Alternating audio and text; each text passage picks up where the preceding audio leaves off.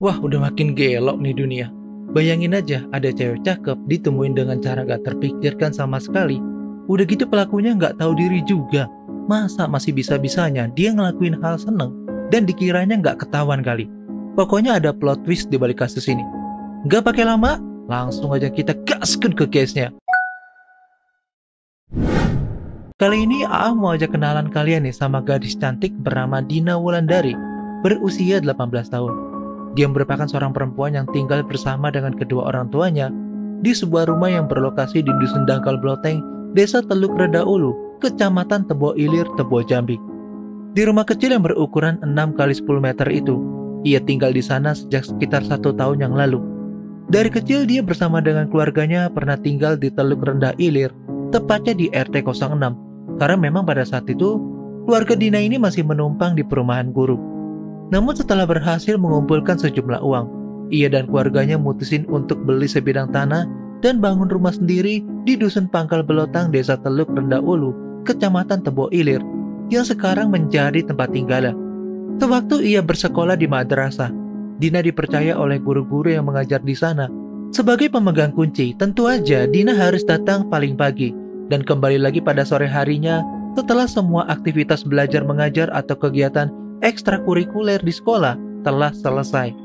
Semua itu terpaksa harus Dina lakuin, mengingat karena keluarganya tergolong orang yang gak mampu, sehingga ia harus memutar otak untuk ngedapetin sejumlah uang guna pendidikan serta kehidupannya itu.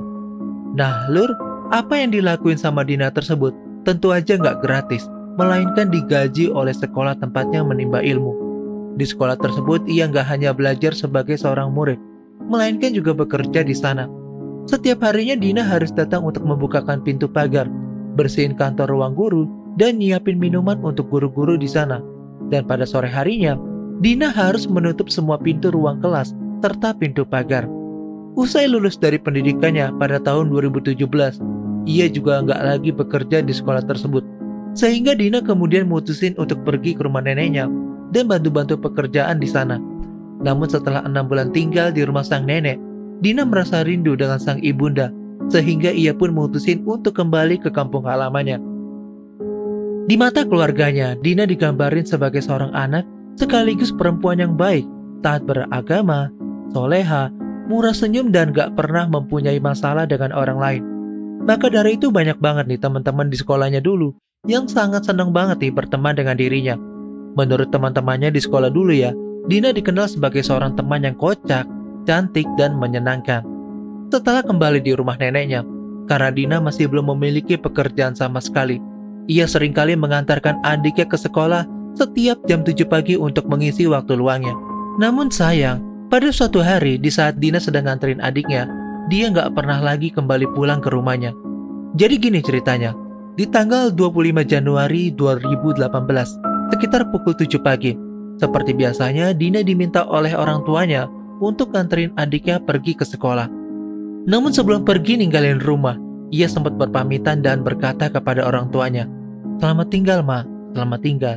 Tunggu Dina di depan pintu, sampai Dina pulang ya, Mak." Sebenarnya ucapan tersebut tentu aja dirasa sangat aneh, karena sebelumnya Dina nggak pernah mengatakan hal-hal seperti itu. Namun orang tuanya sama sekali nggak memiliki pikiran yang buruk-buruk dan membiarkannya berlalu begitu aja. Singkat cerita nih Lur, di tengah perjalanannya yang sepi, tepatnya di sebuah dermaga dekat sungai setelah nganterin adiknya, Dina malah diberhentikan oleh seorang pria yang merupakan tetangganya sendiri. Pria tersebut bernama Satar, berusia 22 tahun. Diketahui Satar ini ternyata udah lama menyimpan perasaan cintanya kepada Dina. Ia juga udah lama mengawasi segala macam aktivitas Dina Wulandari, sehingga Satar hafal betul nih kalau pagi dia itu ada jadwal mengantarkan adiknya ke sekolah.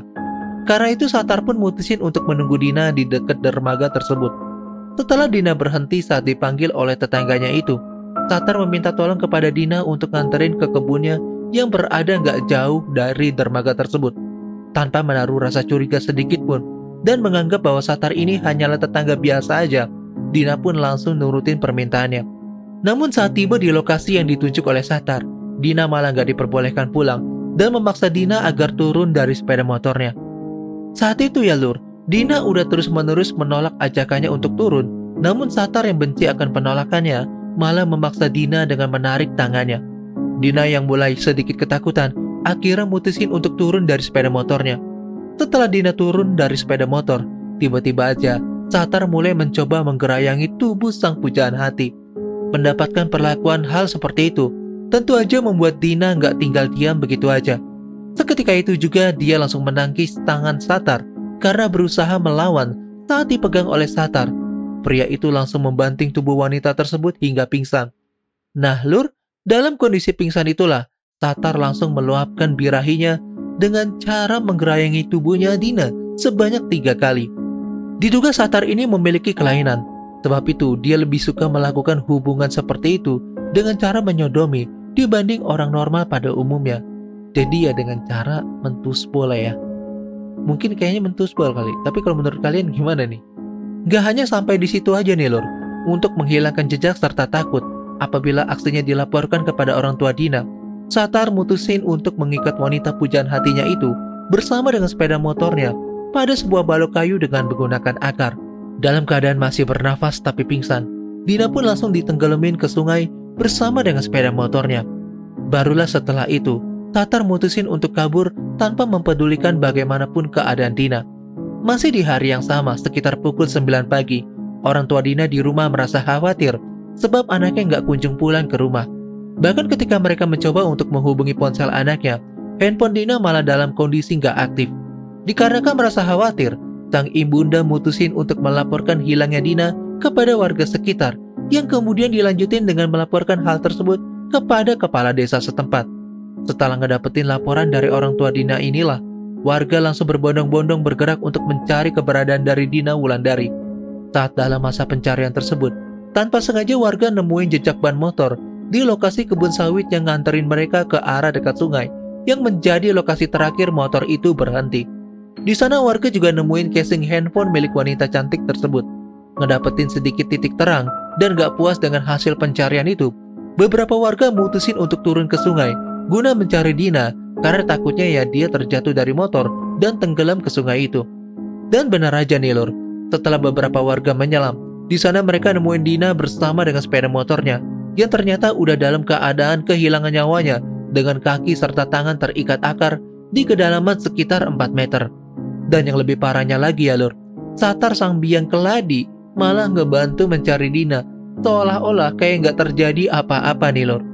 Warga yang saat itu mengevakuasi Dina dan kendaraannya dari dalam sungai gak menyadari bahwa Satarlah yang merupakan dalang dari penghabisan nyawa tersebut. Menurut pengakuan dari warga, Satar bahkan turut serta masuk ke dalam sungai untuk mengangkat sepeda motor milik Dina.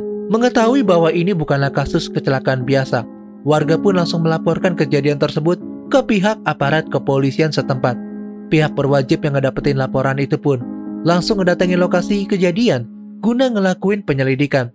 Jasad tersebut kemudian dievakuasi ke rumah sakit untuk proses otopsi, guna membuat kasus ini menjadi terang benderang.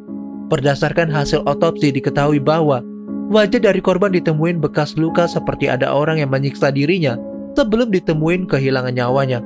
Selain itu ya lur, Dina juga ngeluarin banyak darah nih di bagian bibirnya. Dokter forensik yang menangani kasus ini menyatakan bahwa Dina tewas akibat dihabisi, dan sebelum dihabisi, ia sempat diperkaos terlebih dahulu. Dari hasil olah tempat kejadian perkara, aparat kepolisian nemuin bukti, yakni berupa jejak kaki yang mengarahkan kepada pelaku penghabisan nyawa tersebut. Dan setelah diselidiki lebih lanjut, jejak kaki itu merupakan jejak kaki sandal milik dari Satar. Dari hasil penyelidikan itulah, akhirnya aparat kepolisian langsung menangkap Satar dan segera membawanya ke kantor polisi guna dilakukan interogasi lebih lanjut. Di dalam interogasinya, awalnya Satar memilih untuk diam 1000 bahasa. Namun setelah diinterogasi berjam-jam, akhirnya Satar mau mengakui bahwa dirinya lah dalang di balik penghabisan nyawa yang mengakibatkan Dini Wulandari kehilangan nyawanya. Selain itu ya lur, dia juga mengakui sebelum menenggelamkan korban secara hidup-hidup, dia terlebih dahulu memperkaos dan menyodomi Dina sebanyak 3 kali. Ia mengaku bahwa dirinya udah lama menaruh hati kepada wanita cantik tersebut dan ia terpaksa menghabisi Dina karena takut apabila aksinya itu yang telah dirinya lakukan dilaporkan ke kantor polisi. Pihak kepolisian pun akhirnya resmi menjadikan Satar sebagai tersangka dalam kasus ini. Ia dijerat dengan pasal 338 Kitab Undang-Undang Hukum Pidana tentang penghabisan nyawa. Sidang perdana untuk kasus ini digelar di Pengadilan Negeri Tebo Jambi. Majelis Hakim Pengadilan Negeri Tebo menyatakan Sattar bersalah atas tuduhan penghabisan nyawa dan juga pemerkosaan kepada korban. Atas semua perbuatannya itu, Majelis Hakim akhirnya menjatuhkan vonis hukuman penjara selama 15 tahun kepada Sattar. Diketahui, putusan tersebut jauh lebih ringan dibandingkan tuntutan dari jaksa yang menuntut vonis hukuman penjara selama 18 tahun.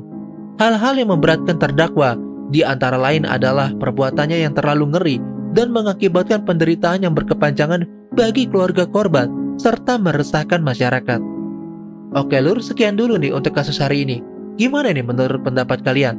Udah cukup adilkah vonis yang majelis hakim jatuhkan kepada pelaku? Silahkan tinggalkan komentar kalian di bawah. Dengan adanya video ini, AA berharap ada pelajaran yang bisa kita ambil bersama-sama. Dan AA nggak pernah bosan-bosan untuk mengingatkan untuk selalu waspada dan berhati-hati.